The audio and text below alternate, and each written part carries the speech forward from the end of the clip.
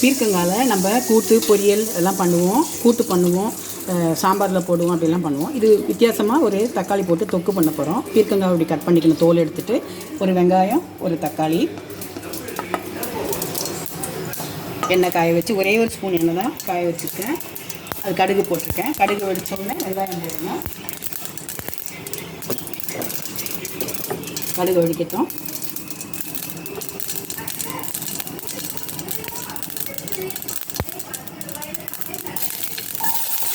வெங்காயம் போட்டுப்போம். எண்ணெய் ரொம்ப கம்மியாக போட்டால் போதும், இது கிரேவியாக பண்ணுறது. வெங்காயம் வதங்கிட்டோம்.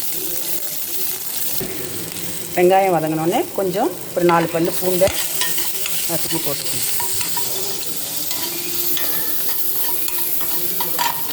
அப்புறமா இந்த பீர்க்கங்காயை அதில் போட்டுக்கணும்.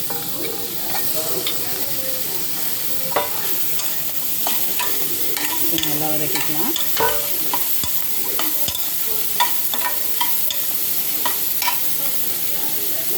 ஒரு தக்காளி, பெரிய தக்காளியாக ஒரு தக்காளி. கிரேவி நிறைய வேணும்னா ஒரு 2 தக்காளி கூட போட்டுங்க. கிரேவி கொஞ்சம் போதும், அதனால் ஒரு தக்காளி தான் போட்டேன்.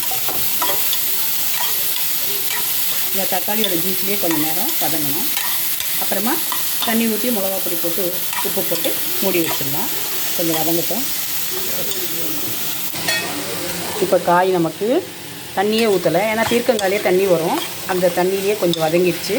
இப்போ நம்ம கொஞ்சம் மஞ்சப்பொடி போட்டுப்போம். மஞ்சப்பொடி போட்டு கொஞ்சம் வதக்கலாம். ரொம்ப தண்ணி விட வேண்டாம், ஏன்னா அந்த காயிலே தண்ணி இருக்கும். பூண்டு, தக்காளி, வெங்காயத்தோட இந்த கிரேவி வந்து அதை அப்படியே சாதம் போட்டு பிசைஞ்சு சாப்பிட்டா கூட ரொம்ப நல்லாயிருக்கும். பீர்க்கங்காய் வந்து ரொம்ப பேர் பிடிக்காது. இப்படி செய்து கொடுத்தீங்கன்னா எல்லோரும் விரும்பி சாப்பிடுவாங்க. லஞ்சுக்கு கூட பேக் பண்ணி அனுப்பலாம். கொஞ்சம் மிளகாப்பொடி போட்டுப்போம்.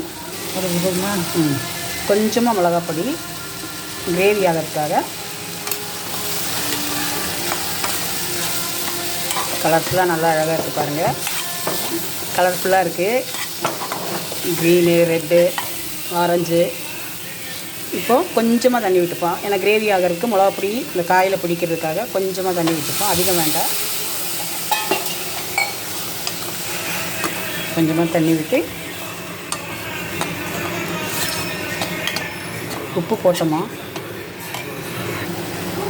கொஞ்சம் உப்பு போட்டுப்போம். நம்ம மூடி வச்சுருவோம். ஒரு 5 நிமிஷம் வேகட்டும். இப்போது நல்லா குழஞ்சி இந்த மாதிரி கிரேவி ஆகிடுச்சு. தண்ணி இன்னும் கொஞ்சம் வேணும்னா கூட விட்டுக்கலாம். நான் கிரேவியாக தொக்கு மாதிரி வேணும், அதனால் தண்ணி இவ்வளோ தான் விட்டுருக்கேன். இந்த மாதிரி இது இருக்கும்போது கொஞ்சம் மேலே தேங்காய் எண்ணெய் விட்டால் வாசனையாக இருக்கும்.